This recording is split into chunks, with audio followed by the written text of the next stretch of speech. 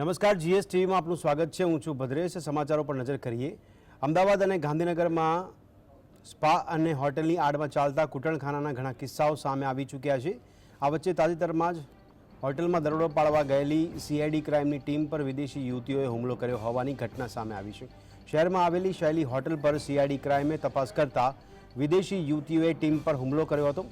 CID ક્રાઇમની ટીમે પૂછપરછ કરતા વિદેશી યુવતી ઉશ્કેરાઈ ગઈ હતી અને મહત્વનું છે કે 30મી જુલાઈના રોજ રાત્રિના સમયે સીઆઈડી ક્રાઇમની ટીમે 35 જગ્યાએ દરોડા પાડ્યા હતા। ત્યારે હાલ આ સમગ્ર મામલે આ યુવતીઓ સામે પોલીસ પર હુમલો કરવા અંગે ફરિયાદ નોંધવામાં આવી છે। તો અમદાવાદ અને ગાંધીનગરમાં સીઆઈડી ક્રાઇમની ટીમ જ્યારે દરોડા પાડવા ગઈ ત્યારે વિદેશી યુવતીઓ દ્વારા તેમની પર હુમલો કરવામાં આવી હોય તેવી ઘટના બનવા પામી છે, જેને લઈને હવે ફરિયાદ નોંધવામાં આવી છે। સીઆઈડી ક્રાઇમની ટીમ તપાસ કરતા મારામારીના દ્રશ્યો સામે આવ્યા હતા અને હોટલો અને સ્પાના આડમાં ચાલતા જે કૂટણખાના છે તેને લઈને વિદેશી યુવતીઓ દ્વારા સીઆઈડી ક્રાઇમની ટીમ જ્યારે પહોંચી હતી તેમની પર હુમલો કરવામાં આવ્યો હતો।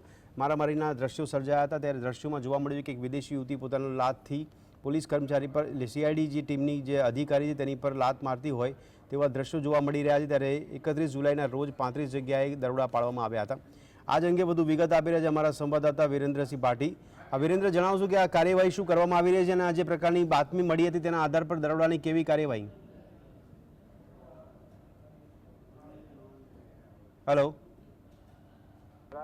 હોટલ તેમજ સ્પામાં અલગ અલગ જગ્યાઓ જે હતી તેની અંદર ટોટલ 35 જગ્યાઓ પર સીઆઈડી ક્રાઇમ દ્વારા રેડ કરવામાં આવી હતી, જેની અંદર વસ્ત્રાપુરની જે શૈલી હોટેલ આવેલી છે તેમાં પણ સીઆઈડી ક્રાઇમ દ્વારા રેડ કરવામાં આવી હતી અને તપાસ કરતા 2 વિદેશી યુવતીઓ એટલે કે રશિયન યુવતીઓ મળી આવી હતી। જે સંદર્ભે સીઆઈડી ક્રાઇમની જે ટીમ હતી તેના દ્વારા તે યુવતીઓની પૂછપરછ કરવામાં આવી રહી હતી। જે દરમિયાન હોટલની અંદર રહેલી જે આ રશિયન યુવતી હતી તેના દ્વારા હોટલની અંદર તમાશો કરવામાં આવ્યો હતો અને પોલીસની સામે આર્ગ્યુમેન્ટ કરવામાં આવી રહી છે, પોલીસને ધક્કા મારવામાં આવી રહ્યા હતા તેમજ પોલીસ સામે પગથી લાત મારવી, હાથ ચાલાકી કરવી જેવા વિડીયોની અંદર દ્રશ્યોમાં નજરે પડી રહી છે। તે મુજબ પોલીસ સામે ગેરવર્તણૂક કરવામાં આવી હતી।